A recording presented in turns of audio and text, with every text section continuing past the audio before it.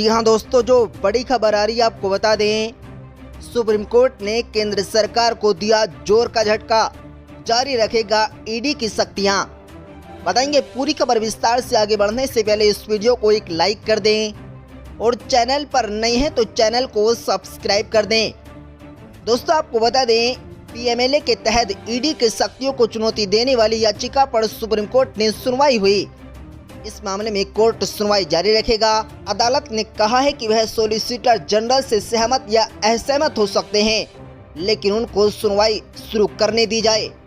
जिन याचिकाओं पर सुनवाई अदालत कर रहा है, उनको कई मनी लॉन्ड्रिंग मामलों के आरोपियों से दायर किया है। केंद्र की तरफ से एसजी तुषार मेहता ने ये कहते हुए आपत्ति जताई थी कि पहले याचिकाओं में केवल 2 प्रावधानों की वैधता को चुनौती दी गई थी, लेकिन अब नई प्रावधानों को चुनौती दी गई है।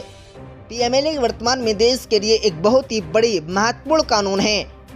आपको बता दें, केंद्र की तरफ से अदालत में कहा गया कि इस पीठ के समक्ष याचिकाएं सूचीबद्ध होने के बाद इन याचिकाओं में कई संशोधन किए गए।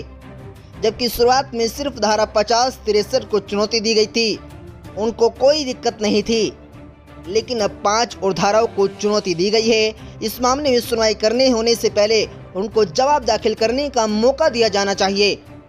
अगर दायर करने के बाद याचिका में संशोधन होता है तो हमें जवाब देना होगा।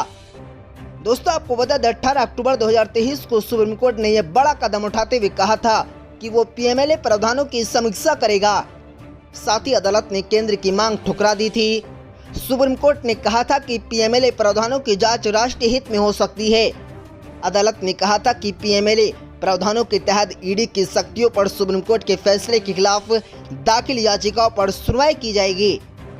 सुप्रीम कोर्ट की विशेष पीठ ने कुछ पीएमएलए प्रावधानों की समीक्षा को राष्ट्रीय हित में 1 महीने के लिए स्थगित करने की केंद्र की मांग को खारिज कर दिया था। बता दें, सॉलिसिटर जनरल तुषार मेहता ने कहा है कि जब तक कि अंतर्राष्ट्रीय निगरानी संस्था FATF मनी लॉन्ड्रिंग अपराधों से निपटने के लिए मूल्यांकन पूरा नहीं कर लेती, तब तक राष्ट्रीय हित में कम से कम 1 महीने तक सुनवाई न हो। उन्होंने आगे कहा कि 2022 का फैसला 3 जजों का था, जिस पर पुनर्विचार याचिका लंबित है।